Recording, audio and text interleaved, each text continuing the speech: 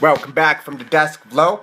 I have with me one of the people who I grew up listening to.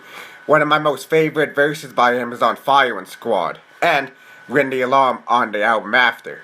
So if you already know who that is, I have the one and only from the legendary group M.O.P, my guy Lil Fame. What's up? What's up? What's up? What's Yeah, going on? let's start this off right, sir. Happy New Year, Fame. Same to you, brother. Yeah, it's been a wonderful year for hip-hop this year. Yeah, I'm happy you're enjoying it, man. So I was always curious, Fame, too. I seen you recently started going out and doing your own solo thing. Yeah, I'm setting up for my solo thing. As you know, Billy got his solo project. He dropped the project like a month or two ago called Six Pack, and now he's dropping another joint. It's called Baker's Dozen. So he's doing his solo thing, and I'm setting up for my solo thing. I got a project with Sean P that I just finished up. It's called Price of Fame. I'm doing all the production, P's doing all the rhyming. It's dope. You know, I seen a Static Selector tweet about that a couple months ago, and I was like, oh, that rumor was true. Yeah. So we done with it. I just finished up the last joint, so things like now just sequence the joint, and it's ready to go. Everything is set up for it. It's just once I turn it in, it's time to go. Fame, you're from Brownsville, Brooklyn, if I have my facts straight, right? Yep. Brownsville all day. I was curious, Fame, did you meet Sean Price when he was a Rock? I knew Sean Price way back. Yeah. You know, we all came up together in this game. I knew P. I knew P. I know Rock. I know the whole boot camp, man. So that's before rap. You know what I mean? Can you possibly? You got Smoother Hustler from up my way. Smoother Hustler and Trigger the Gambler. A lot of good shit came out of Brownsville. Mike Tyson, Iron Mike Tyson. You know what I mean? Shannon Briggs. Master Ace. You know what I mean? Zab Judah, Master Ace. Can't forget Master Ace. That's one of the OGs. That's one of my OGs. So a lot of good shit came out of Brownsville. So I was curious, Fame, you were exposed to the street life at a very early age too, but I've understand that you grew up with Billy too. Did you guys both start getting into the street life at the same age around up, or was it like he kind of went for, yeah? Yeah, around the same age, man. We grew up on the same block. Yeah, because I live right across the street from Billy, but we grew up in a what you call crack building. The drug building, you know what I mean, where everything goes on in there. That was like the epicenter of our lives, of both our lives. You know what I mean? Do you think that everything that you experienced as a youth, Fame, molded you into the person that you are now? Of course, yep. It made me tougher, made me smarter, made me know when to go, when not to go, when to chill out. You know, you learn a lot. I learned a lot from growing up where I was. Were you producing too at an early age too, Fame? Yeah, I used to see me growing up where I grew up. I'll tell the world this every time. I am literally a nerd of hip hop music, of all music. I'm a nerd when it comes to it. All right. You don't get to see that side because all you see is the rah shit, the hood shit. But I am a nerd when it comes to music. You know what I mean? It's just like growing up, how I grew up. There's certain times that you reveal that side of you because you know you got people that want to kill you. You talking about fucking music? Nobody give a fuck about no music. You know what I mean? So it's a time and a place for it. But I do music, or you know what I mean? I do music professionally. I do music like a champ. You hear me? Yes, sir. And there's also, because you have a unique sound when it comes to your producing noises too. I mean, your producing sounds too. I was curious on the very first record that you ever sampled. Like, wow, I made this shit dope. I can't. To be honest, I sampled some shit way back. I forgot what it was. I forgot what it was, but I used fucking what was it? I used fucking Large Professor. I used Main Source as a hook. Saying I used GangStarr and main source as a hook. I had a song called The Neighborhood Hood, so I used GangStarr. He'd be like Little Fame. Think got a Little Fame from the Stick Up Gang. So I used the Little Fame. And I used Large Professor when he's saying the neighborhood hood. You know what I mean? So then, as far as beats, man, I was just sampling. I sample any fucking thing. I used to make pause tapes back then. I didn't have the equipment. I didn't have the production equipment. Like, it wasn't professional. So I used to put it together the best way I could, which was like 2 tape decks and maybe loop a break beat. You know, you make a pause tape. You sample a drum sound over and over, scratch a record on top of it, and then copy that, and then play that and rap on top of it. So that's how I used to, you know what I mean? And this was way before the internet, people listening. So he's giving away free game. Yeah, I used to do that way back, man.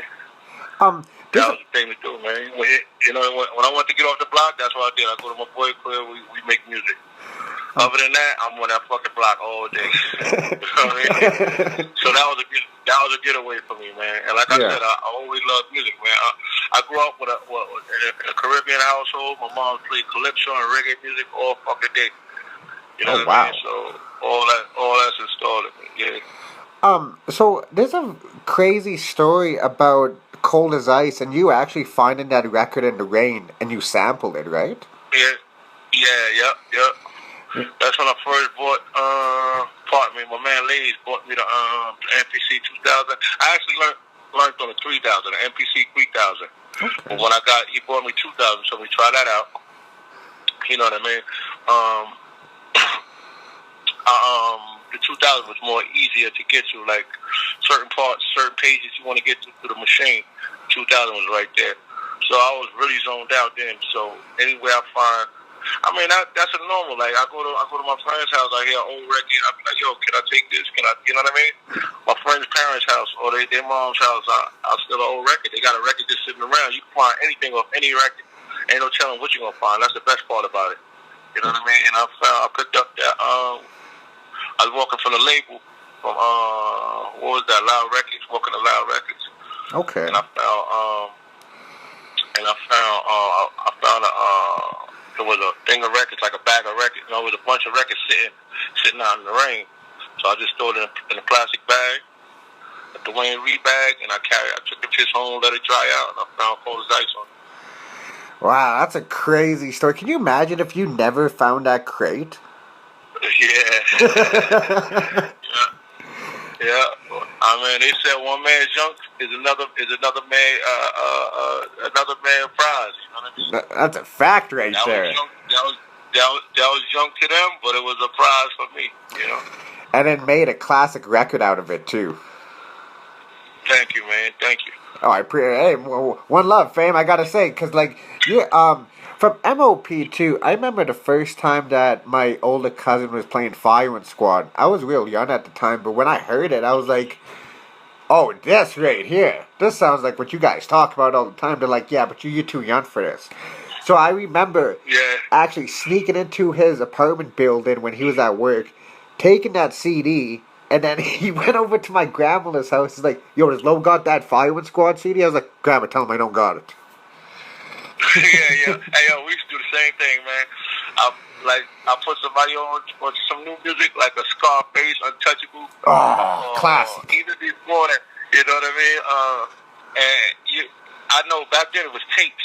Yes. So I know when my tape popped, like you tie it back together, you fix it the best way you could.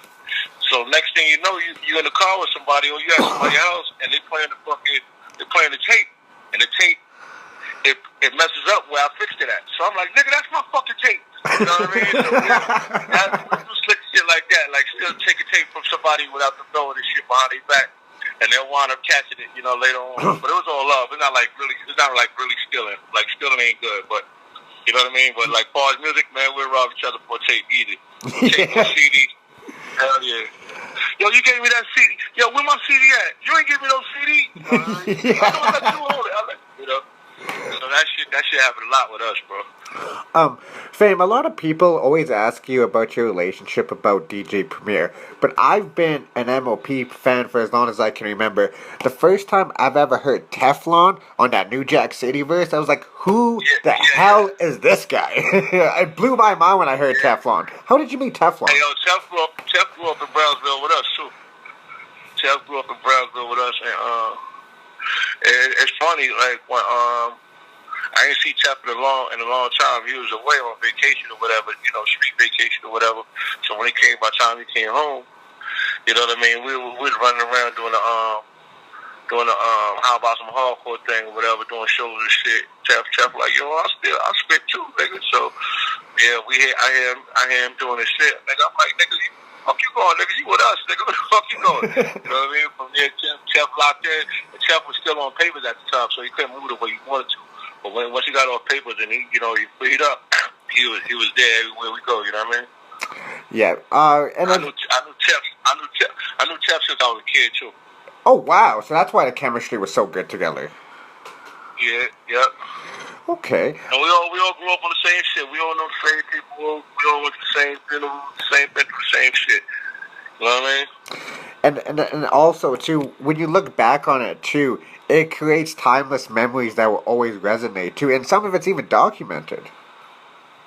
Right, yeah. Well, nowadays you can document every fucking thing. Yeah. Well, back then we're restricted, or you get it when you get it. You know what I mean? You actually collaborated with a few of my guests. My favorite collaboration is with you and Termanology. I was wondering how that relationship came about. Yeah, Term is my bro, man. It was a time when I was doing a lot of production out in Williamsburg with my man Bob Perry. I did a lot of stuff with him, like Wu-Tang, AZ. I did a lot of Cameron, did all the shit. So he used to give me a lot of work. And Term used to come through or whatever. And at the time, I think Bob Perry was going to sign him or whatever. But Term used to come through and just hang out with him. You know what I mean? Not even just on music shit, just he used to come through or whatever. But I had a lot of beats that I had on the side. And Term used to be like, yo, let me get that. So every time he come through, he snatch a beat. Next thing you know, he got a verse. He did some shit to it. So I'm like, Dad, keep that. You know what I mean? We just kept working from there. And we got Term know music too, man. He's a good dude with the music too. Like, as far as making songs and putting shit together. Because a lot of people just rap, but it's about building a song. You know what I mean? Making a fucking composition. You know what I mean? Yeah. And Term is good at that. So we make good music together. We're speaking about doing another Termanology part 2. I don't know if that's going to be tied to it, but we're thinking about doing a physiology. Another physiology project. Yeah, because when you guys did the first one too, I bought that on iTunes. I was like, this shit is fire. Yeah, thank you, brother. Oh, well, one love. We just work, man. I just do this shit, man. I do this shit naturally, man. It's just whenever we go to the studio, we gonna come out with some shit. Put it like that. So every idea you do, you try to put it down instead of holding on to it. It's like holding on to thin air. You know what I mean? Like a couple years past, you ain't did shit. So you gotta try to get it all down, man. Yeah. And that's the shit I'm on right now. So this is a question I always wanted to ask you too. When you signed with G Unit too, I was curious. This is a question I always ask a lot of my guests too.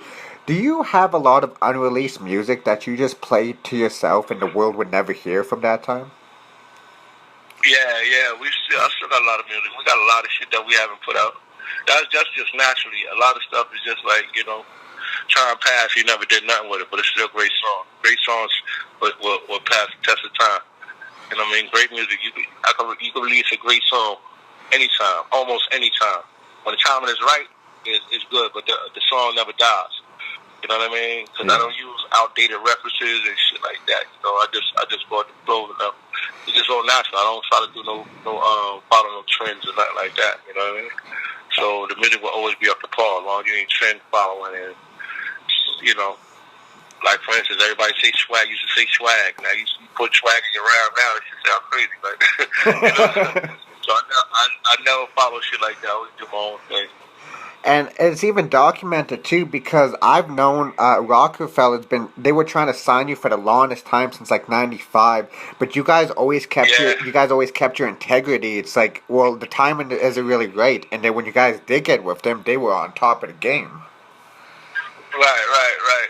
but it's like that's the whole thing, man. We always ripped our brand, man. Regardless, it's M.O.P. It's not like we turned to Rockefeller. Or Yeah, there was always M.O.P. Part of their label, but we never flipped it all like that, and they respected it because we just did us, and that's what they wanted from us, just to be us. You know what I mean?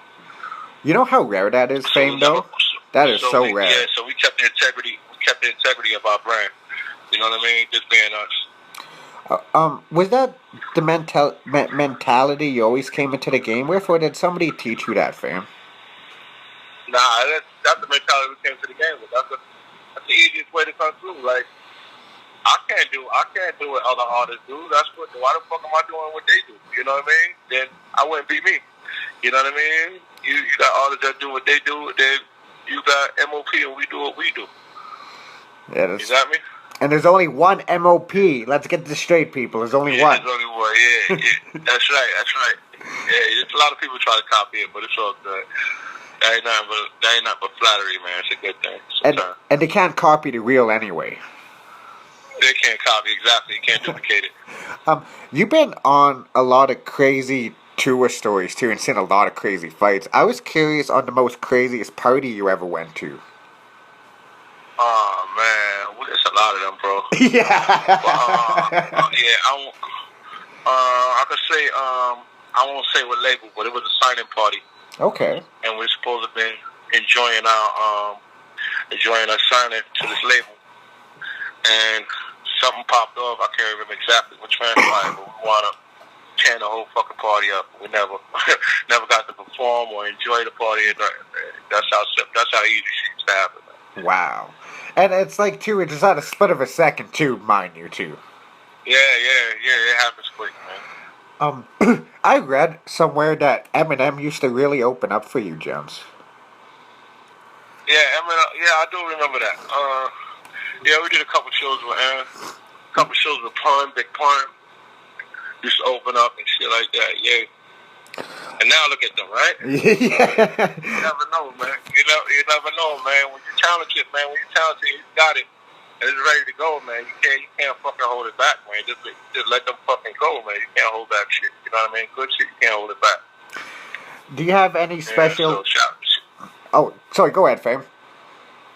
No, I was just saying shout out to both of them. And rest in peace to Pun. Pun was my brother, man. Pun's a good friend of mine. Yeah. R.I.P. to the legend. Yeah.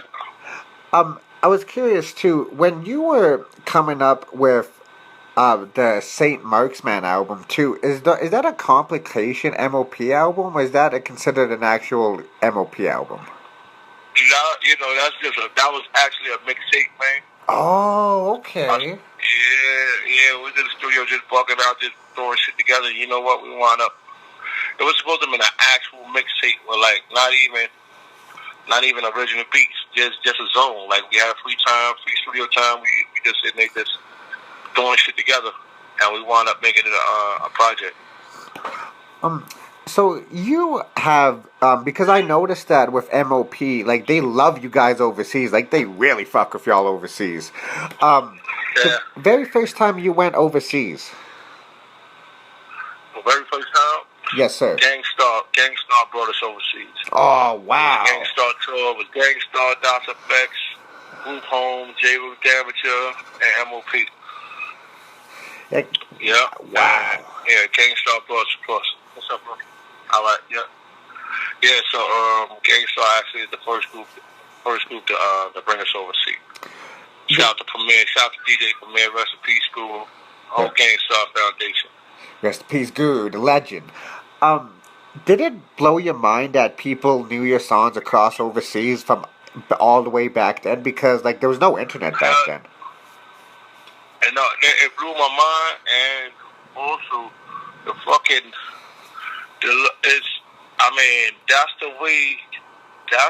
that's the way I always vision it. Like, what blew my mind is that it's overseas. I give it up like that. You know what I mean? Yeah. I mean, we had crazy. New York used to be crazy. East Coast used to be crazy. I mean, the States used to be crazy. But when you go overseas and you see them know that shit word for word, and they got a lot of energy, and that shit makes you go more and more harder. You know what I mean?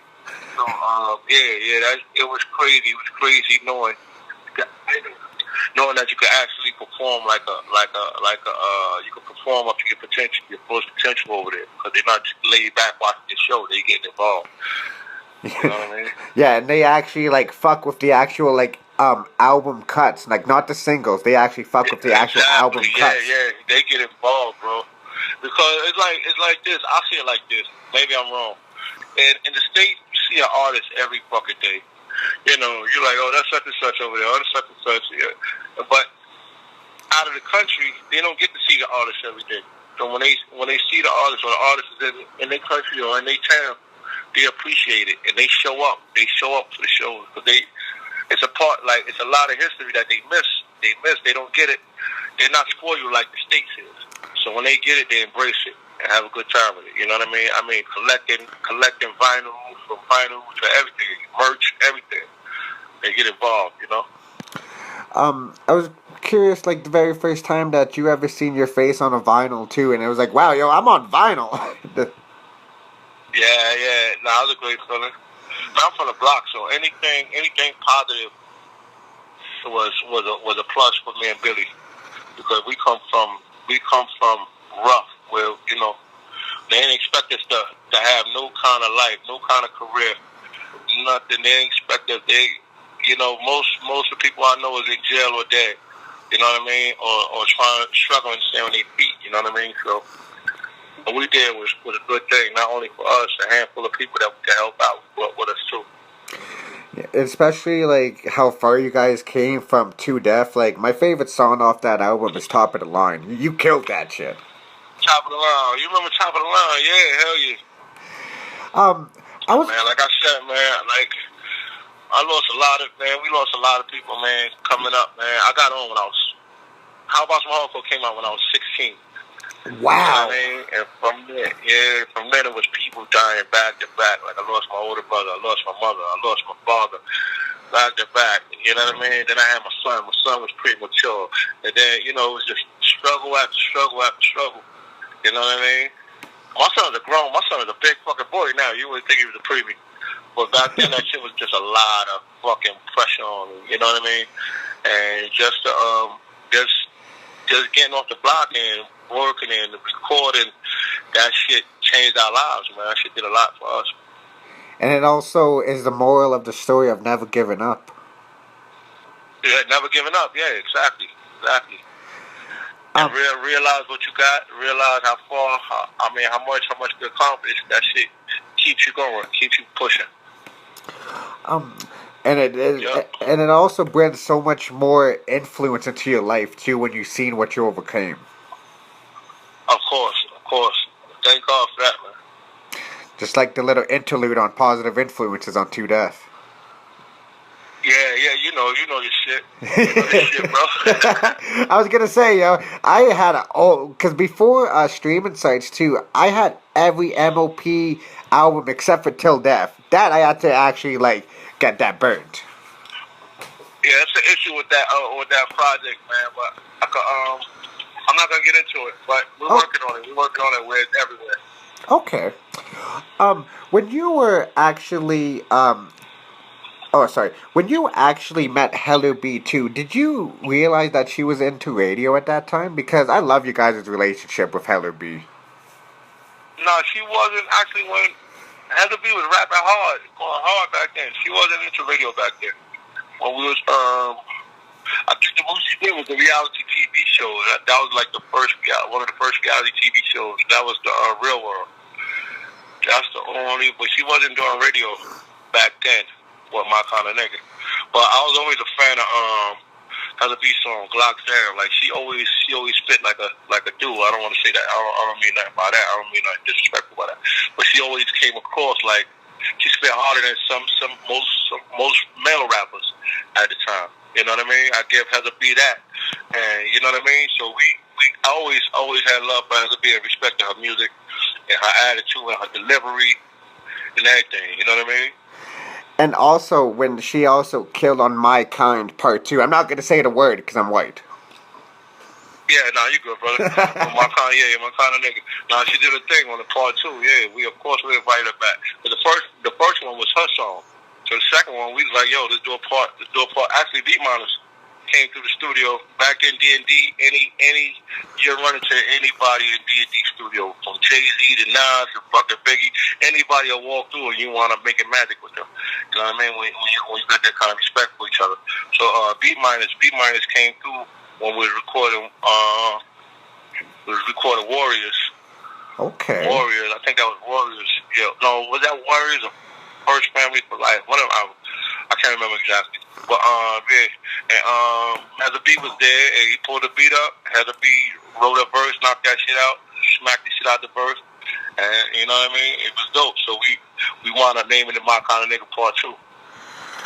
Oh wow.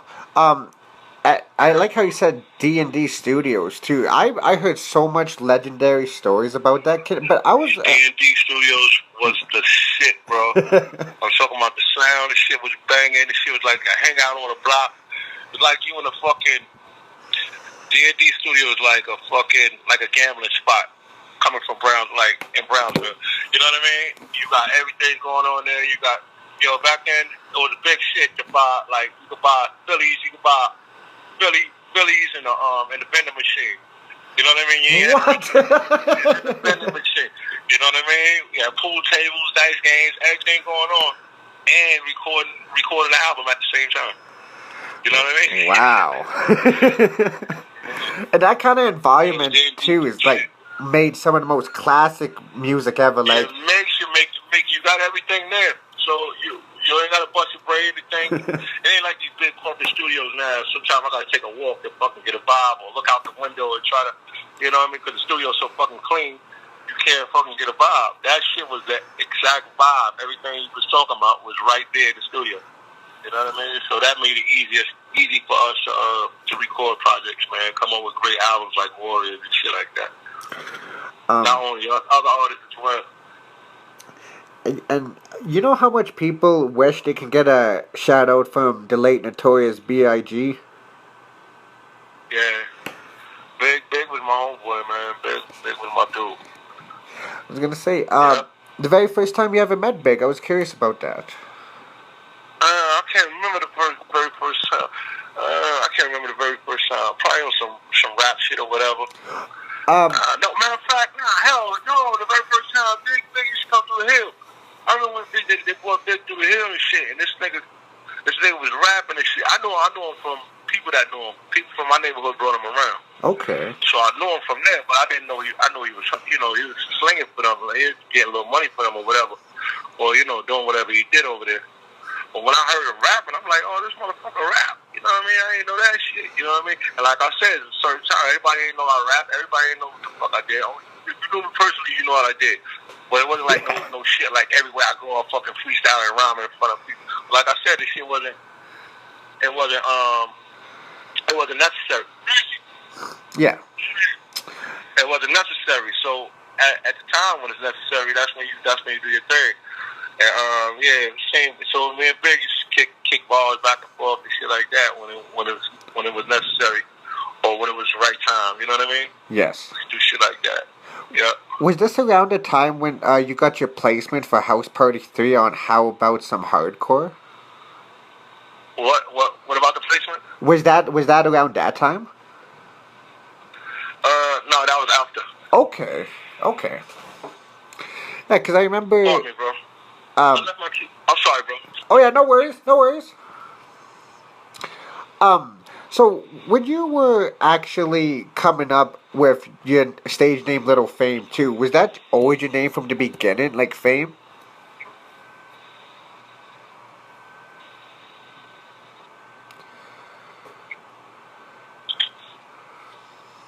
Fame? Yeah, I didn't hear you, bro. Oh yeah, no worries. I can edit the part where you cut out. I was curious too. Was Fame always your stage name from the start? Yeah, my older brother gave me that name. Okay. Yeah, but around the way on the block, they call me Slap. Oh, really? Slap or Little Malik, because that's my brother named Malik, so they call me Little Malik. Slap. You know what I mean? So do you tell a lot of your life experiences to your family and what they can do if they ever got in some of your positions before, and you can guide them through it? I was always curious about that. I speak to my son about it all the time. And I speak to my son about it. I keep him focused. I let him know what he's doing. I don't sugarcoat nothing for him. I let him know everything. That's all I got, man. He's my son. and that would build a very strong bond to a father and son relationship too. Yeah, that's my twin. That's my twin right there. Do you bring him to the studio a lot? Yeah, no. My son's actually in the military though. Oh wow! So when he gets free time, he comes down and check me. Yeah, he comes and check me out. Oh wow! Well, that's very good, man. And then it also shows too, like how much of a good dad you are too, because like wow, the military that's a big role right there. Yeah, as long as he's not positive, man. As long as he's not on that corner, ain't doing the same shit I used to do. You know what I mean? That's a big step for me. So you know. You also toured with Linkin Park. Yeah, we toured with Linkin Park, Snoop Dogg and shit. We did a rock album too. Pardon me, brother. I gotta take you off the phone. I'll use the bathroom real quick. Oh yeah, no worries. I can edit that part out. Hold on. Yeah, no worries. Oh yeah, no worries. Yeah. You were talking about the rock album that you guys did. Yeah. That was a dope idea. Actually, my man Lazy Lays came up with the idea. So, yeah, he wanted me with the band. Damn, what the fucking name was? I forget the name, man. Massive something. I forget the name. I'm sorry, bro. Oh yeah, no worries. Yeah. And they want Lady started it off with some of our acapellas, and we wound up going back in there and finishing it up. And did you guys acquire a bunch of new? Was the band called Shiner Massive? Yeah, Shiner Massive. Yeah, thank you, bro. You helped me out. No worries, my G. That's my boys. That's why I can't shit on them, man. I gotta make sure I give you props. You know what I mean? So did you with that album, the rock album too? Did you guys get like a bunch of new fans that never knew any of your old stuff? It's like we were fans. Oh yeah. New fans, yeah, and just a lot of we make aggressive music, so yeah, we got new fans. Not only that, we got a lot of show requests to go on the road with the band. So we actually went on the road with Shiner Massive, with the Linkin Park tour, and after that. Okay. So it did open a lot of doors for us. And were you guys getting a lot of comparisons before? After Annie Up with the rap rock comparisons too? Because that single right there, Jesus Christ, I play that when I'm getting ready to fight. Yeah. Well, man, thank God, man. All this shit just come together, man. We just actually we had on all our joints, like a lot of our projects, we had songs where it had rock, hard instruments, like live guitars and shit. Like we had the first one called Rugged Never Smooth. The original was like a rock beat, and then we did on Handle Your Business. We did Handle Your Business. The original to that is like a rock, like electric guitar rock joint. You know what I mean? So we always had that element in our music from day one. Yeah. Because you said you're a music lover too. I'm a music lover as well. What's your favorite rock or alternative metal band? I can't tell you that, man. Don't make me lie to you. Okay. I love the realness. I know them shits on sampling. Let me see. I like Pink Floyd. I like fucking. Oh wow. See, you probably count it. Yeah, I like certain shit. I like Doors. Oh wow. I like old shit. Yeah, old shit. I ain't into I can't tell you exactly. I know good songs when I hear them. Yeah. Like that. Yeah. You know what I mean? You probably would know the fucking band name word for word. You know what I mean? Actually, if it was rap, yes. Rock, I'm not too familiar with. But if it was if it was like, well, I know the good songs when I hear them shit. Okay. Like that. Yeah. The Doors. Wow, I never would have expected that from you. Wow. I may have to check out the Doors now. I ain't gonna front. Yeah, boy, shit, man. You know why? Because most of their beats are like fucking hip hop beats, man. It's like hard fucking hip hop beats. So yeah, I like a lot. I like a lot of good shit. I even like fucking, man. I like fucking what's it? I listen to all type of shit. What's it fucking? I like fucking Lenny Kravitz, man. I listen to all type of shit, bro. Hey, Lenny Kravitz, wow. Lenny Kravitz, that fucking, that number 7, what's the name of this album? 6 or 7, something like that? Yes. The album was crazy. Yeah, I listen to all type of shit, bro. It's funny how you brought that up. I don't know why, but every time people bring up Lenny Kravitz, I just think of that Jay-Z song with him, Guns N' Roses. You actually... before that. Oh yeah, I know. Like Lenny Kravitz way back then, not in the 2000s. A lot of hip hop has got onto him from the Jay-Z song, but before that, man, that fucking album, he had a song where he was talking about. What caught me was the song about his mom, and it reminds me of my mom because his mom's Caribbean, my mom's Caribbean. So you know what I mean? The songs go, you like, tell me, mama. Oh, man, I know that song. Used to hit me so fucking hard, man. So I want to buy that album. Then he had I Want to Get Away on it and all type of shit. So me and my son used to listen to that shit. Wow, I just come to my hood playing that shit. They're like, what the fuck is he playing? Like, this is Lenny Kravitz, yo, this the shit right here. Yeah. It's just good music, man. Sometimes you gotta get away from rap, you know what I mean, to clear your head. Yeah. To get back to it, you know? And it also expands your mind, too. I sample a lot of shit. I get ideas from it, you know what I mean? So it makes you think, it makes you more creative, like you said. And when you're sampling too, you don't have to give away any secrets. But I'm curious, for a producer, do you listen to a lot of overseas music and just to find certain sounds? I listen to every fucking thing, anything like. Yeah. See, I had a bad habit too. I used to sample a lot of shit, and then when it's time to like later on. Like sometimes the label will be like, "What did you sample? What is this that you sample?" And then I didn't used to write down the samples back there. I used to sample the shit, just throw them over shit. Yeah. You know what I mean? It's like I don't know. It was hot. Now I know the shit. Yeah. Now I know. That's how deep I was into it. I just go through any fucking record I find some shit. I never was big on record shopping. Like some people go record shopping. Like I tried it once or twice. You know what I mean? But you don't like carrying all that shit. But I know some producers like a Marco Polo that will go and take a trip just to go record shopping, just to be in Japan and go record shopping. You know what I mean? Just go somewhere foreign and buy the records. You know, find some real samples from out of the country. You know, and I'm with that or whatever. Right? I still win. If you don't want, give me a Marco. I use them. You know what I mean? Yeah. From there too. Whatever records you want. But man, give me stacks of records too. I'm not gonna use the same shit that he used. I'm not stupid. I ain't stupid like that. You know what I mean? I would use it. I use different shit. Yeah. But it's like sometimes they won't hear what I hear, just like I won't hear what they hear. You know what I mean? Yeah, because producers have way more advanced ears than the average listener. Yeah, you'll hear shit different. So they will hear shit different than I hear it. And if I heard it the same way they did it, I wouldn't disrespect it and try to use the same shit they use. That shit is just stupid. Too corny. You know what I mean? Yeah. Have you ever went digging in your own vault and found a beat that was on cassette and transferred it over to CDI quality and used it before? No, I didn't. But yeah, I got a bunch of shit in my house that I gotta go through.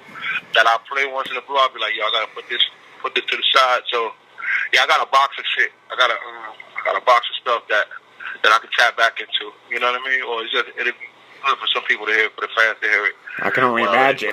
There's probably so much jewels in that. Yeah, I'd be like, yo, whatever happened to this shit? You know? Maybe something that we started and never finished it. Well, Fame, I don't want to take up most of your time. This is a question that I ask every one of my guests at the end of each episode. And the reason why I ask each guest this is because no individual can ever answer this question the same. Okay. Do you have any words for somebody in a dark place trying to see the light? Words for anybody that does what? For somebody in a dark place, like they're in a dark place mentally or emotionally and they're trying to see the light. Shit, man. Yeah, man. You gotta, this is the simplest way I can say it, man. Get out of that fucking dark space, because it's like if someone is in a hospital bed, like, and you're not really sick, You're not fucking sick. Let somebody else that's really sick get that fucking bag. Get out of that dark spot. You know what I mean? And that's very true too, because there is somebody else that's sick that would need that. You're right. So you get the fuck out of that dark spot, man. And if you so need, you gotta do everything to stay. Don't do everything to keep yourself happy. Can't nobody make you happy like you. If you can't make yourself happy, can't nobody else make you happy. You know what I mean? That's a fact. So you gotta get up. You gotta do whatever you do to make yourself feel happy. Whether it's jogging, you take a walk, or you love music, or you whatever you do. You can't. It's like enough is enough. How long you gonna beat yourself up? And if you guys are in the dark space, I advise everybody go listen to Fame's verse on You Don't Know remix and the zip code 123 motherfucker. We coming. Yeah, exactly. Do that. Yep. Just uplift yourself, man. Stay positive. Fuck all the bullshit, because the bullshit gonna be there. It's called life, man. Shit happens. But how long you wanna sit like that? You know what I mean? Get the fuck out of there. It's like what Fame said. You only have the power to make yourself happy. That's right. Is there anything that you like to plug in, Fame, before I let you go? Just look out for that Price of Fame. Sean Price, Lil Fame, Price of Fame. Project is dropping next month. Look out for the Billy Danze project. It's called Baker's Dozen. And we out here, man. We still pushing. And with that being said, this is another classic episode featuring a very humble legend, Lil Fame of M.O.P. Thank you, brother.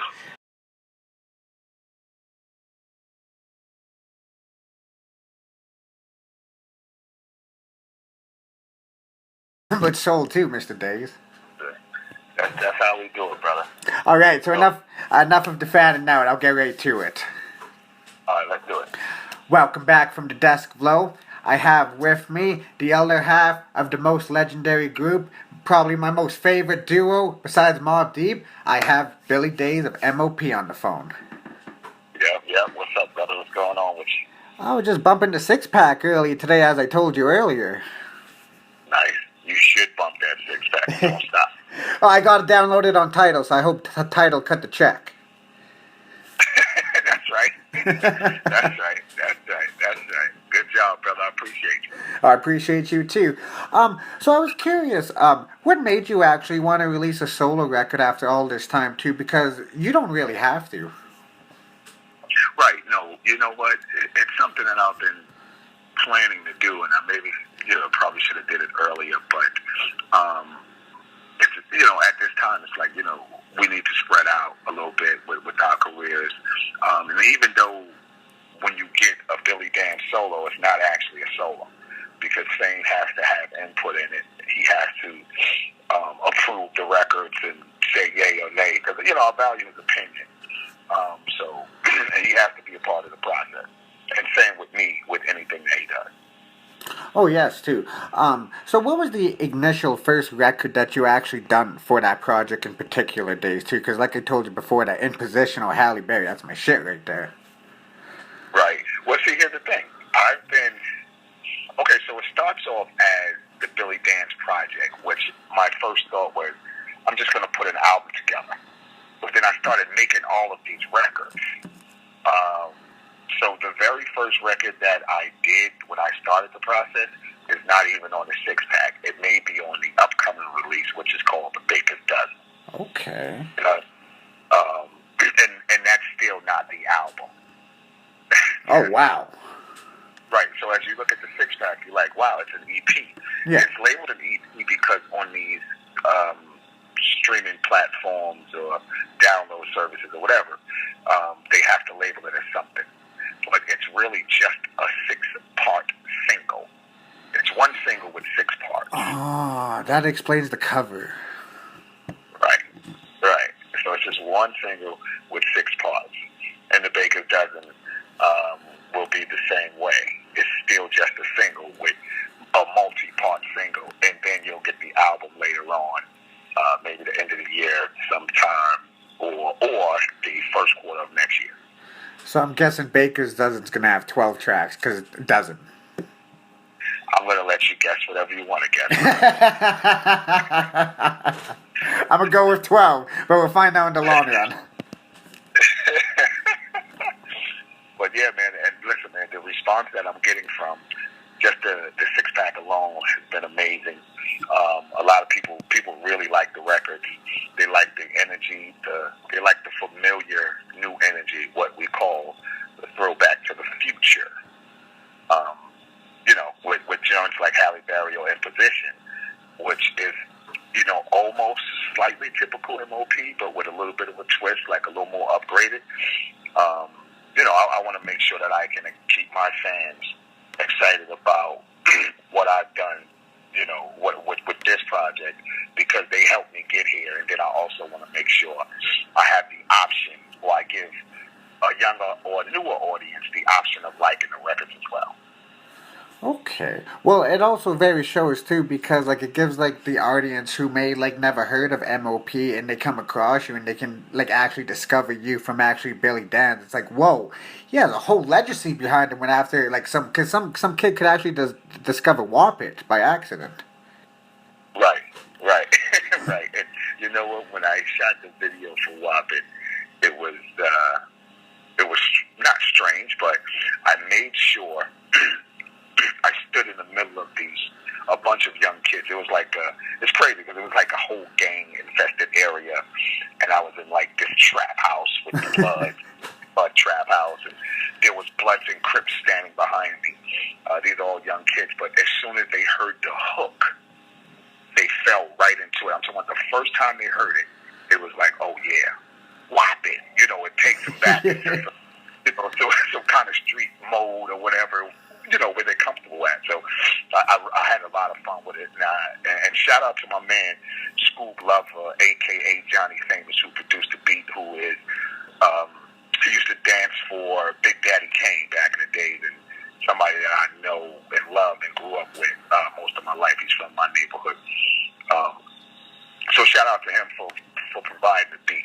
You know what I mean? So, yeah, we just at it, bro. We're just making sure everybody gets what they need, what they expect, and what they don't expect from Billy Danze. Well, I'll tell you one thing, though. I didn't see that solo coming, too, but I'm very glad you did it, though, because I'll tell you one thing, though. That In Position's going to be in the rotation for a minute now. Oh, listen, it should be. And if you feel like you want to put it in rotation until the words come off the record, stop. Yeah, even the record that you sent me earlier too, when you said I'm actually like the chick from the third floor, I was like, yeah, that sold it for me. Yeah, that's the new league, and it's called Show Me. It's produced by Jazzy Moto featuring Foo, and that's just something to tear the roof off the club, bro. You know what I mean? So I was actually curious too. You've been on a lot of tours in your lifetime, obviously.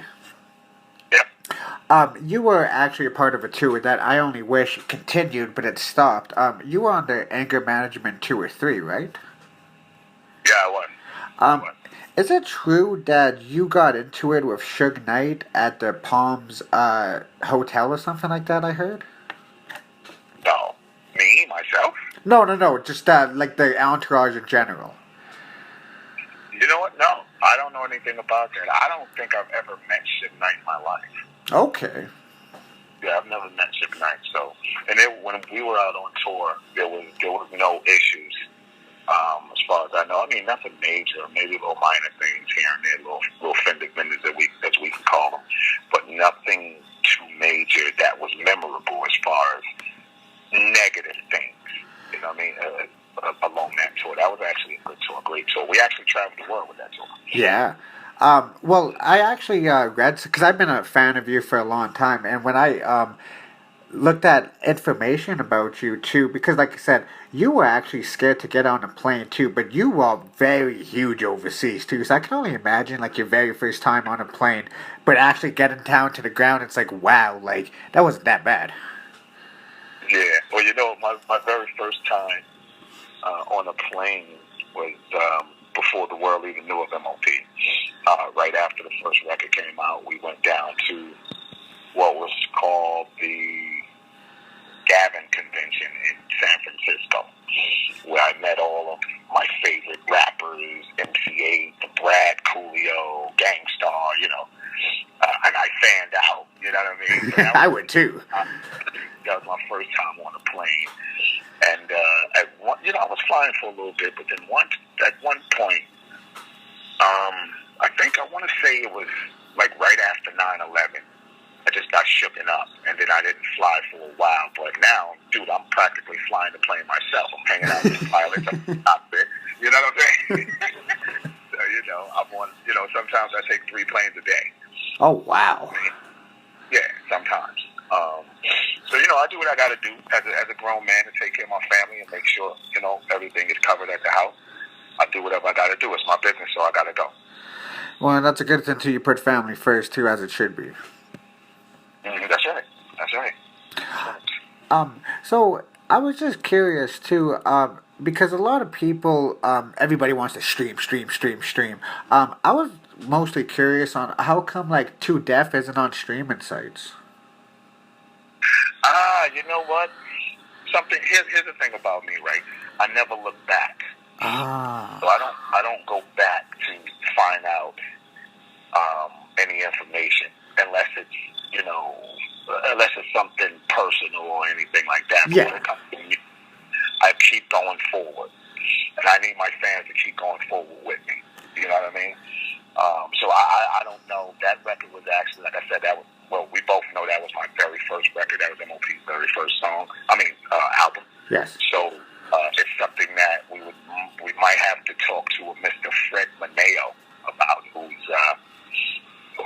was the owner of the company that we were first signed to, and I always take my hats off to him, by the way, for giving us our shot and helping us get in a better position with giving us our first deal. So yeah, that was Select Records, and Mr. Fred Maneo, he may have some answers for you on that particular topic.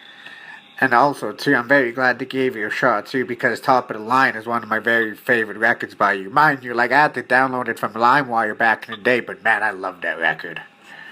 Oh, man, me too. Top of the Line and Ring Ding.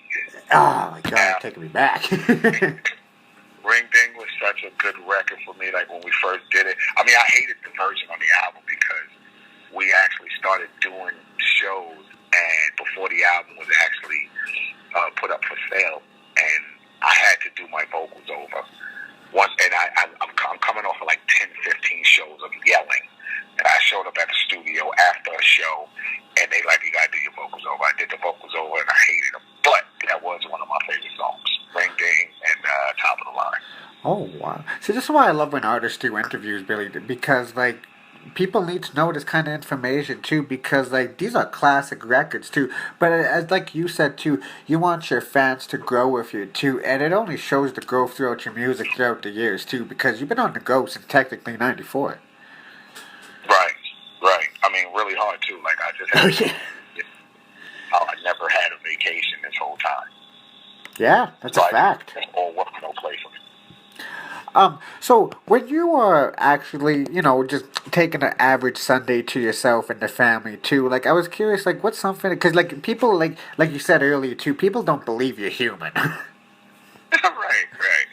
Well, what I normally try to do is rest, but that never works out because we got kids all over the place. And, I gotta spend that time with them, and I gotta spend that time with my lady.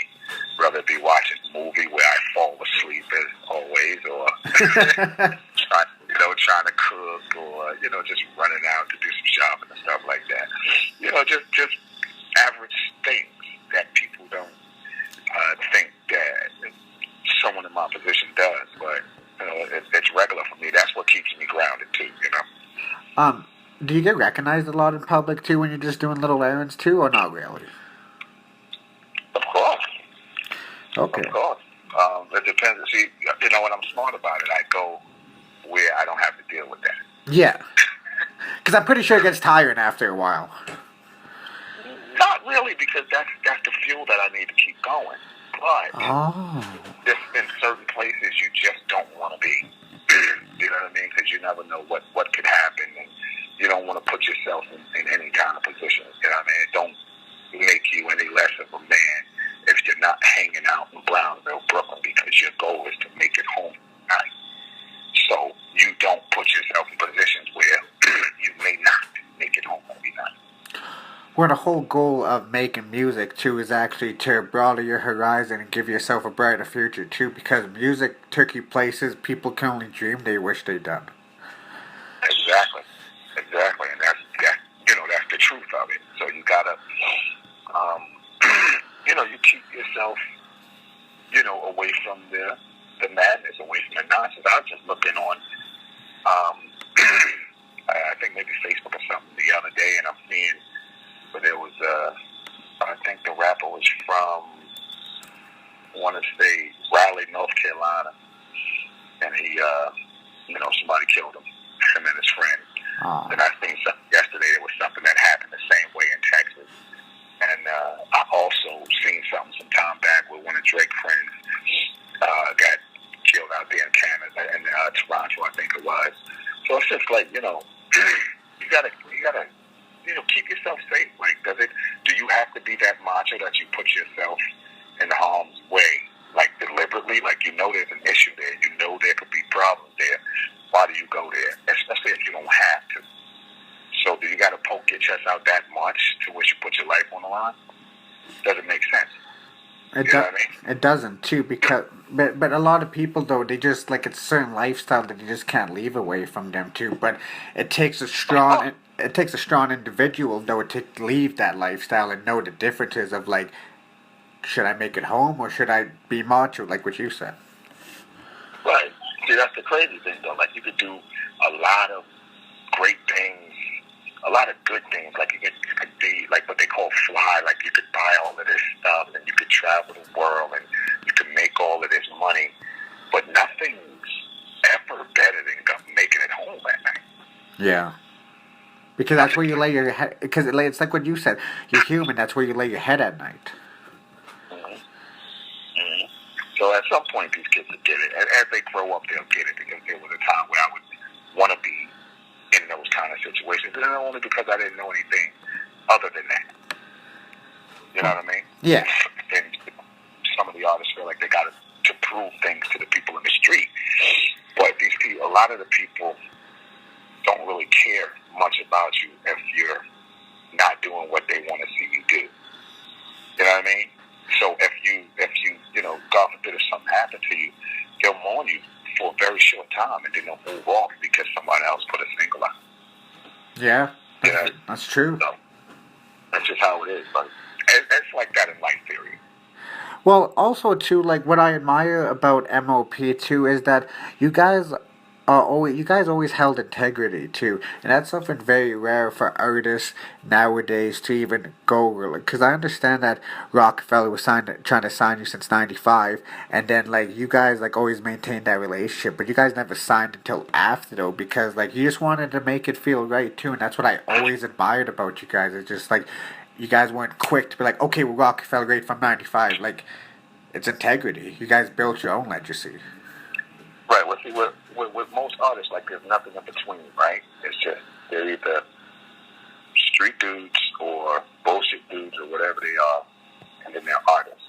Like, there's really nothing in between. Like, we happen to not really be rappers. We just really know how to do it really good. You know what I'm saying? So, and the only thing we do have is each other, is what we built from the beginning, which came way before the music. You know what I mean? Some dudes are they just got here, as far as groups. Like, most groups are put together. Most groups are, they met on the train. Most groups they met on the train. Most dudes, they met on a train. They met at school, or somebody put them together. Yeah. I mean, when it comes to the thing, like, our lives been intertwined with each other since we were little boys, small boys. Like, we go back so far that I don't remember where we met or how we met. So, when it comes to, like, we just happen to be rappers. We happen to know how to rap. Like, we're not like, we didn't set out to go, you know what, this is what we gonna do. You know what I mean? Most dudes are just rappers, or they're either, bullshit people, they're stuck in nonsense. So it's nothing in between. So they don't really they have integrity for something, but not for, they don't view it like we view it. And I'm not shooting anybody down. I'm just saying, not M.O.P. That's very true. And also too, like, because like you guys, like, it's like you guys grew up together too, and you guys were exposed to the street life at a very early age too. Like, even he said that as well. Right. Well, that's why you never heard of a breakup, an argument, or disagreement, or anything like that. Because, and of course, like, we do have, maybe we don't agree on everything, but we don't argue, we don't fight. But this is because we had to hold each other down way before the music, from the whole street thing. And even before we got in the street, we had to take care of each other and watch each other's back. So it's something real different about us. It's not, let's get together and make, be a rap group or make some money. It's like, we've been together all our lives. And that's the way it's going to continue to be. You know what I mean? I love it. You don't see that nowadays. I love it. Okay, that's right. So you, and I love her energy too. I actually look up to her as a radio personality too. You guys have a great relationship with Heather B. Oh, man, that's one of the, she is something special, man. Oh my God, she cook her ass off. Do you see her little? Oh my! I follow her on the gram. Trust me, it makes me want to eat my phone. Oh my God, she cooked, man. She's something crazy in that kitchen. But yeah, really love Heather B. And from when we first met Heather B, it's been that same way. Like, we've had that feeling for each other. And even though, like, she's a little laid off the music right now or whatever, like, it's not like just because she don't make music, we're not cool anymore. Like, we are basically a family. She's a part of our family. We're a part of our family. Love Heather B. You obviously had a cooking. Say it again? You obviously had a cooking. Yeah. Well, you know what? I'll be looking on her Instagram sometimes and trying to steal some of her recipes and shit. I don't blame you. It looks hella good. That should be looking so good, dude. I was like, wow, she gets busy. But yeah, that's my girl. That's my family, man.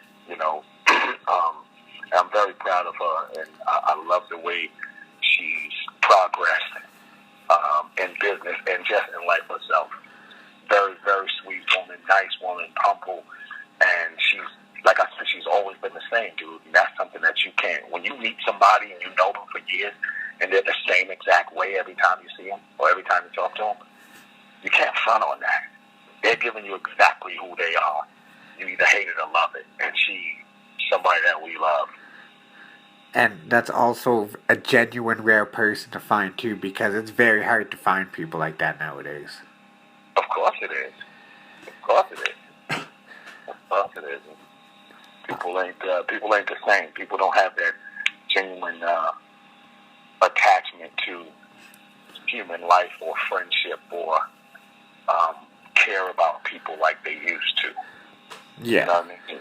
And then everybody got to be somebody else for the Instagram or for the music industry or for just in life. Like, even with, fashion and, like, if it's horrible because kids can't even, they feel uncomfortable coming outside if they don't got the same thing everyone else got. That's very true. Right. Just like music fans, it's not just music fans, it's society in general. Like, people, and I hate to say this like this, but I mean it when I say it like this, people are so easy to brainwash. That yes. You know what I mean? So I'm not as special as someone else because I drive a Beamer or I drive a Cadillac and I don't drive a Mercedes or a Rolls Royce. Am I considered to be the bottom of the barrel, and why? Yeah. You know what I'm saying? Maybe I tipped the Rolls Royce money and bought a home. Or I spread it out amongst my friends, or I gave it to the homeless to help them out. You know what I mean? So I'm still as special as the next person is. And that's what people gotta figure out, man. Like, what are you following when you're following artists or people? Are you following what they're doing, or are you following them? Like, them as a person. You know what I'm saying? So you have no attachment to the headphones that Dre sold for $1 billion. You have no attachment to that. Yes, root him on. But if 50 headphones did not sell as much as Dre headphones sold, do you condemn 50? No, You know what I'm saying? because he's the individual that he is. But I understand what you mean by that, though. Hmm. Hmm. It's horrible, man, how people look at things. Well, But that's why I'm glad I'm an individual and I see people outside of their car and without their jewelry on or without their bank accounts.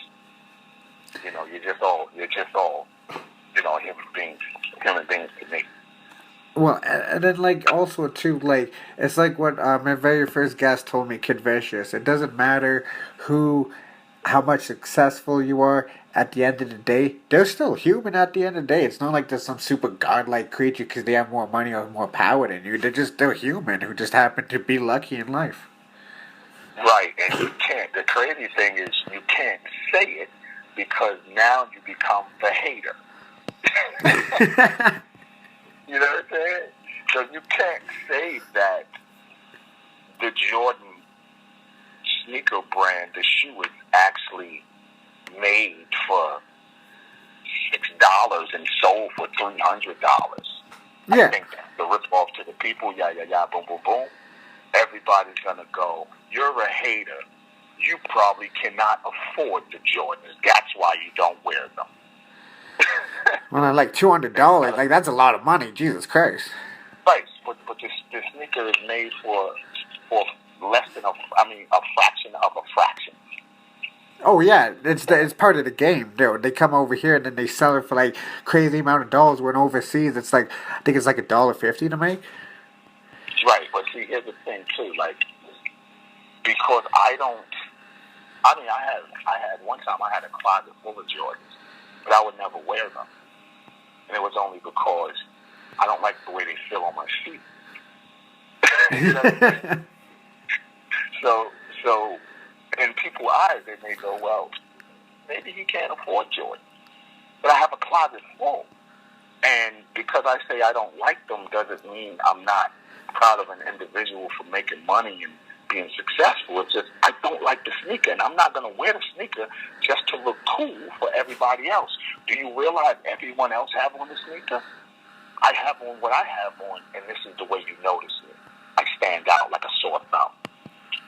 And that's very well. Yeah. Well, and for most people too, like it's like what you said too. If they don't have certain things to look down on in society too, like that's what I kind of don't like about society too. It's like how people can be so judgmental though, but that's been going on forever though.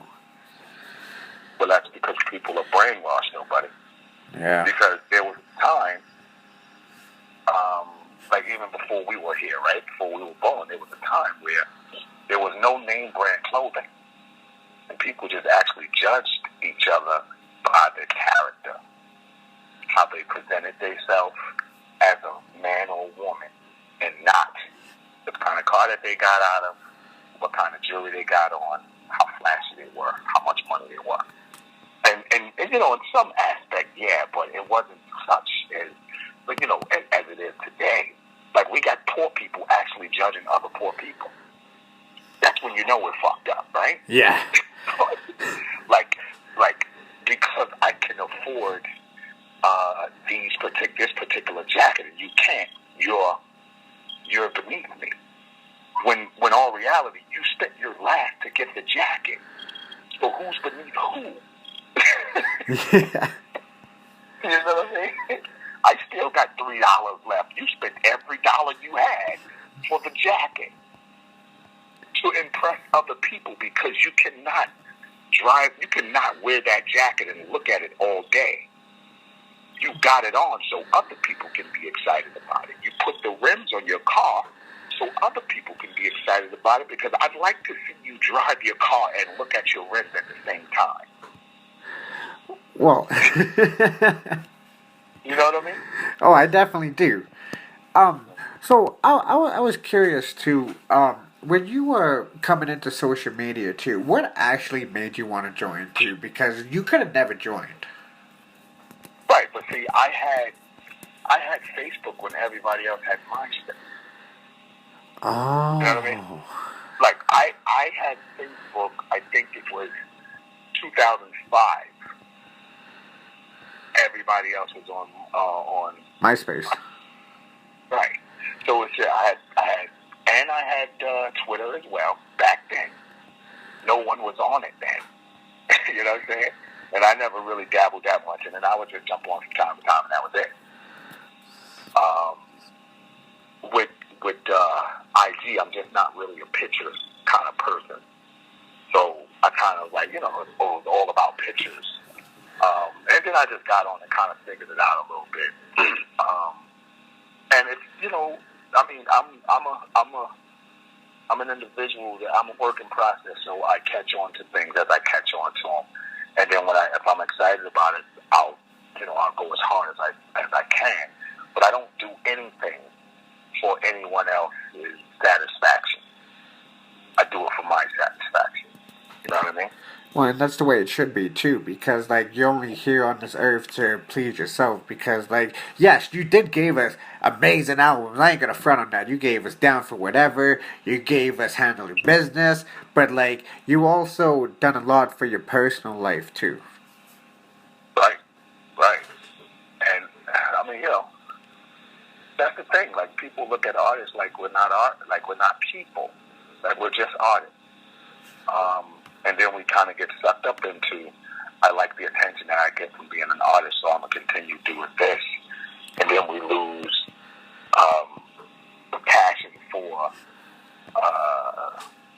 who we are, the passion for presenting ourselves for who we actually are. Because, Doug, let me tell you, every artist goes through everything that everyone else goes through, whether it's sickness, whether it's pain, whether it's, the stressful times. Maybe, the stressful times may be a little more stressful because now not only are we worrying about doing what we need to do for ourselves, we're worrying about what our fans think about us. You know what I mean? And, it's okay. It's okay. I just wish more people would get out of that and just realize it's cool to be yourself, man. Just realize it's cool to be human. You know what I mean? Well, and that's the way, a lot of people, they're in that bubble, too, because they want to live some super fabulous lifestyle, too, but deep down, they kind of lose themselves, because it's you really got to find yourself, too. I'll tell you something very inspirational, too. For years, I was trying to find myself. I was trying everything from being a photographer to bike riding to being a video gamer, but nothing was sticking. I even tried to be a rapper at one point, but that's not the way I want to go. It wasn't until I started interviewing, and I never knew that it was in front of me this entire time, because I wasn't one of those regular kids who watch TV. I was always reading the magazines, or when the interviews were on TV during the movies. For me, I would be more into that. So it just all kind of clicked in one day. It's just wow, this shit's been in front of me my entire life. And honestly, I went on to interview Black Moon, Crooked Eye, Raz Kaz twice, and Master Ace. And now I can honestly say that you're a part of that. I just want to say thank you very much, man, because you don't have to be doing this, but it also shows the individually and the humbleness of you. Oh, thank you, brother. I appreciate you for setting this whole interview up. It's great. Now, like I said, people sometimes think that all I do is rap, or I make a lot of noise, or I travel the world and tour. Sometimes all the time, I need people to understand exactly who I am. And especially now coming into this new venture that I'm doing with the solo and all the other business, I need people to understand that it's gonna. I need you to accept records like Show Me or In Position, because even though that's not what you're used to, for me, because I am a person, I need to give you all these different dimensions of Philly dance. You know what I mean? But it also shows too that we can expect the growth from an artist too, because I'm telling people too, when I'm about to put them onto this 6-pack, as soon as when they hear "He Alright" from the start, they're gonna be like, "Wow, this is something different," but it's the good different though. That's good, and that's the reaction that I need. You know what I mean? As an artist, I need for a listener, and I'm not gonna say fan. I'm gonna say a listener. I like that. Enjoy the music and not confine me to a box You know what I mean? Like, I'm not trying to confine myself to a box, so the listeners shouldn't confine me to a box. And just enjoy the music for what it is. You know what I mean? And the growth of it is something that people really want, but sometimes just don't ask for. And that's just not just with me as an artist, but just in everyday life. People don't like change. Why, I don't know. But if you don't change, you can't grow. There's no progress. You know what I mean? Well, and plus too, like it's like what Hove said too. Why would you work so hard to be the same? Right. Exactly. This is when keeping it real goes all the way the fuck wrong. You done kept it so real that now you can't feed yourself. Now you can't feed your family. Yeah. You kept it so real, now you can see everybody, you can see what's under people's skin. They see the true colors. Right, they don't really love you. They're not really stuck on you. They're stuck on the thought of you or how people hold you, which should never be important because the way people view you is not going to carry you through life. It may carry you through the day just to get by.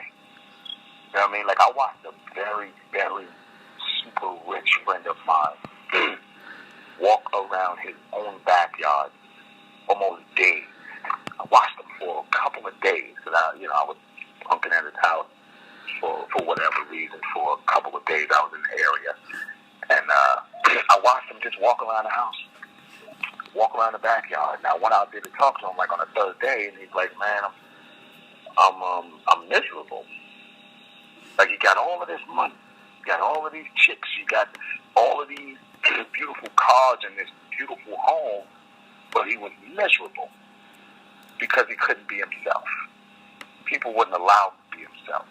So for the rest of his life, I don't care how many smiles he put on or how many new cars he buy or how many new chains and rings he buy, he's still going to be miserable. That's no way to live, brother. No, it's not. Because, like, we only have one life. Why live it depressed and stuff like that, too? But it's like what you said, though. Like, sometimes they're brainwashed or they're just lost. Yep, exactly. Exactly. So I was curious, too, on the track Show Me, too, on who's the female artist that you put on that? Few? I don't want to say her name wrong. Her name is Fu. Okay, yeah. And she fit that song perfectly. I ain't gonna front.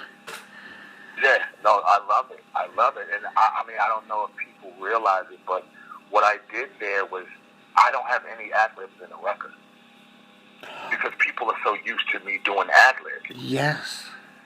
You know what I mean? I thought it would be pretty dope to just let this young female artist do these ad-libs.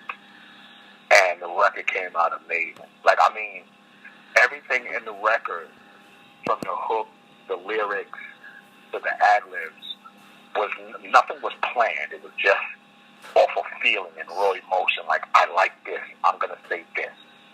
And we did this part, and then we go, okay, maybe you should say this.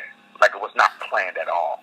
And it turned out the way it turned out. People love the record. We're getting a great response from it. So, I'm happy about it. And this young lady, this is her very first record that she's on. Oh, wow.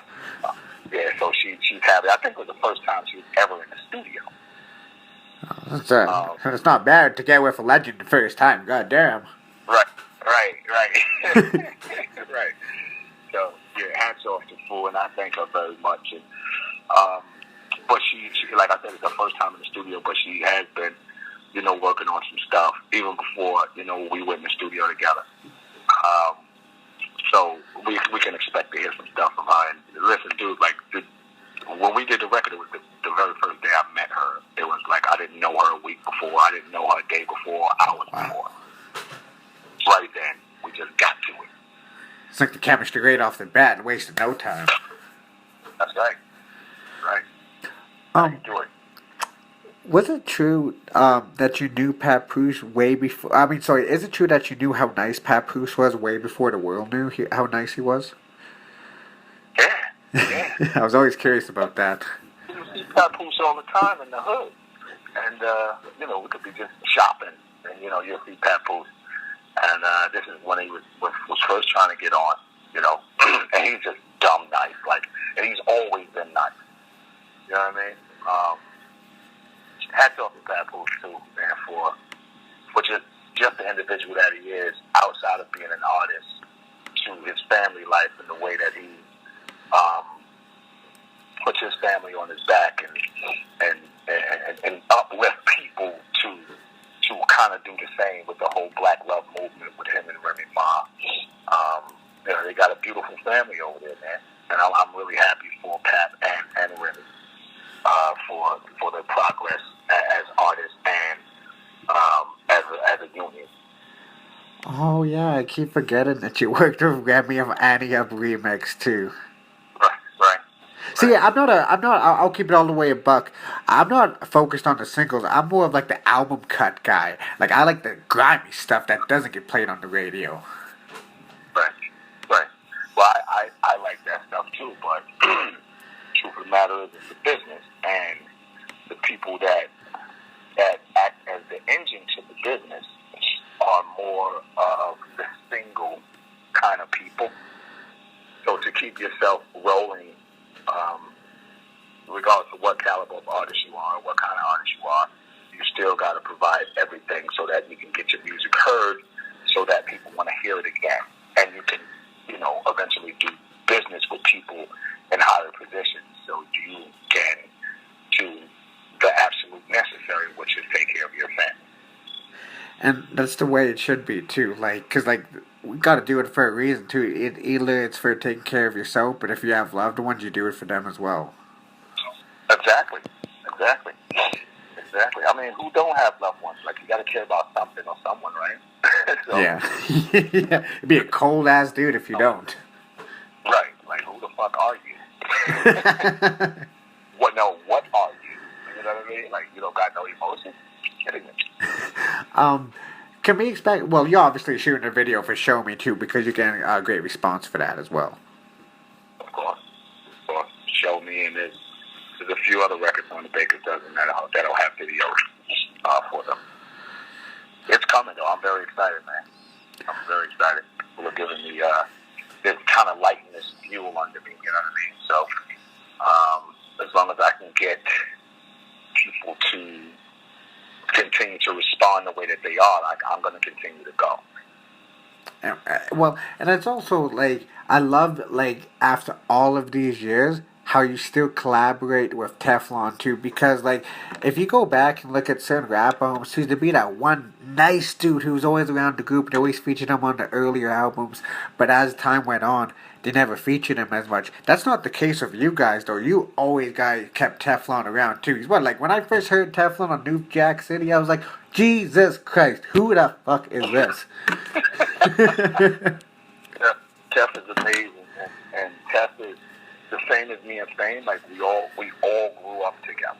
Okay. Like, Tef is just not a dude that just showed up at the studio or we got cool with, once we got in the business. This is way before the business. You know what I mean? So, and any of our family members that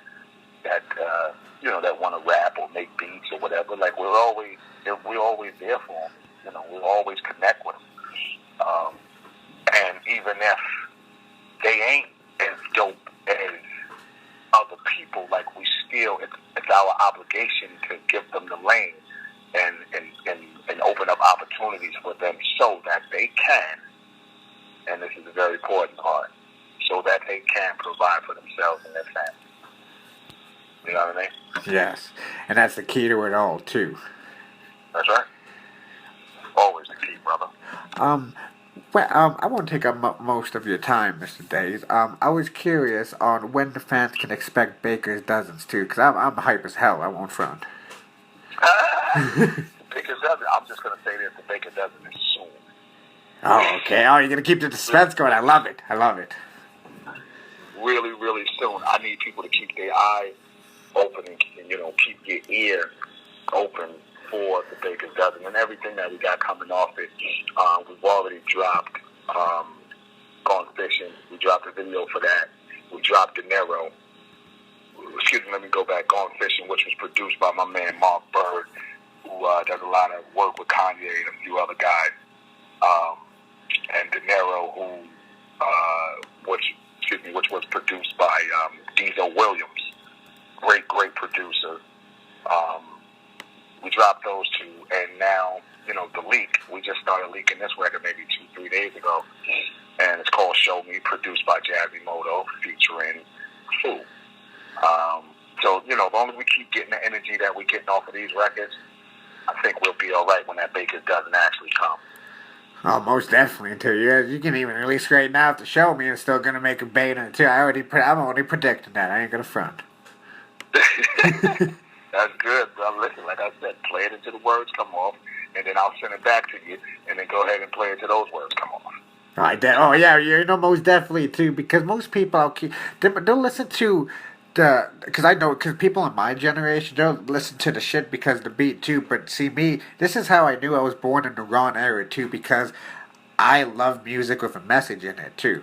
Like I don't like to go out and like get turned up and pop a bunch of Molly too. Like I'll go listen to fucking 96 Swenner 97 and then be like, wow man, that shit took me through the grimiest shit. But there was a story behind that. There's metaphors in that people don't get unless they're actually in love with the hip hop culture. Right, but see that, and that's another thing too, right? We have this. I have this thing in my head where I feel like I want to say to the world that this is this thing of ours. So it doesn't matter if you come from the era of Kool Herc, Melly Mel, Grandmaster Flash, Grandmaster Caz, all these other cats. If you come from the era of M.O.P, Snoop Dogg, let's go back. If you come from the era of Cool G Rap, Big Daddy Kane, Positive K, Juice Crew, BDP, or if you come from the era of M.O.P, Snoop, all these other cats, or if you come from the era now, from the present day, it doesn't matter. Like, this is this thing of ours. You think about this very closely, my brother. Okay. When you look at all the artists that's around, most of these guys are from the street or poverty-stricken neighborhoods. Now these guys got $1 million homes, nice cars, they're taking care of their family. They're out of the street. They're putting their kids through college. Dre sold some headphones for $1 billion. Jay-Z got $1 billion. 50 Cent got power going on. Luda has movies. T.I.'s got an empire. You know what I mean? Like, these are the people that come from exactly where we come from. So, through this thing of ours, they're actually able to provide for themselves and their family. All of us are. You know what I mean? So, it's supposed to keep going. Like, we need the Little Yachties and the, I don't know all of their names, but the Drakes and all of these other cats. We need them all. And music is going to change in another few more years. There's going to be a bunch of new kids coming in that's coming off of the street and out of these poverty-stricken neighborhoods. Yeah. We need this. This is this thing of ours. So all the segregation in it, I'm not for it. I don't give a fuck if it's Melly Mel, Kool Herc, if it's T.I., if it's M.O.P., if it's, anybody, any of the young kids coming from Chicago or anybody coming from Philly, Meat Mills, anybody. We need it.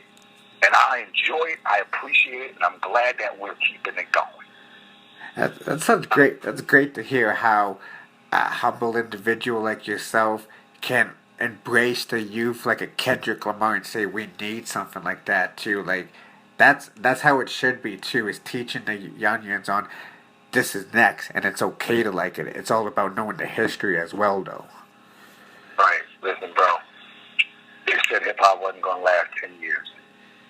Oh, it's almost 50 now. It's almost 50 years old, hip-hop. Right. If that would have happened, me and you would never be having this conversation. What are the odds of us having any kind of conversation? Yeah. If hip-hop would have died in the 10 years that they said it was going to die. We never would have got all this music that would have changed the world. That's right. That's right. So, long live hip-hop. It's this thing of ours, man. Well, Billy Day, I just want to tell you that this is an incredible interview, too. I want to ask you this question, too, because I asked Fame this question, too, and I also ask this question to each individual at the end of each episode, too. Okay. So, the reason why I asked this question is no individual can ever answer this question the same, because we're all unique and different. With that being said, there could be somebody out there, doesn't matter what age, can look up to you guys and be in a mental space they don't know what to do. So with that being said, do you have any words for somebody in a dark place trying to see the light at the end of the tunnel? Well, really, all I can say to someone that may possibly be in that position now is you never give up. Some people have hopes and dreams. Sometimes, well, most people have hopes and dreams. Sometimes you gotta cover what you hope for before you get to the dream. Or sometimes you gotta cover the dream before you get to what you hope for. But you can't get to either one of these things if your head is so clouded with the negativity around you or the issues on the table. See, if you take things one day at a time, you'll always get to the next day. It may be another issue the next day, but you deal with that, and then you keep going. So you can't stop. That's basically all it is. Don't stop. Don't give up on yourself, especially if you feel like everyone else is giving up on you. You know what I mean? You gotta keep going. That's it. And it's not going to happen overnight, too. You just got to take it day by day. Exactly. One day at a time. One hurdle at a time. That's how you do it. Well, you know, I know when the people hear this interview that they already cherish your music, but they're going to cherish it a lot more now because I'm really glad we got to see the side of you, Billy Days. Oh, thank you, brother. I appreciate you for giving me the opportunity, and yourself and your listeners, make sure, y'all stay on that six-pack and get ready for this Baker's Dozen. Oh, yeah, don't worry, though. I'm going to get him hyped for this Baker's Dozen. That's good, brother. I appreciate you, man. I appreciate you, too, Billy Days. With that being said, this is a dream come true from the desk low, featuring my guy, Billy Days.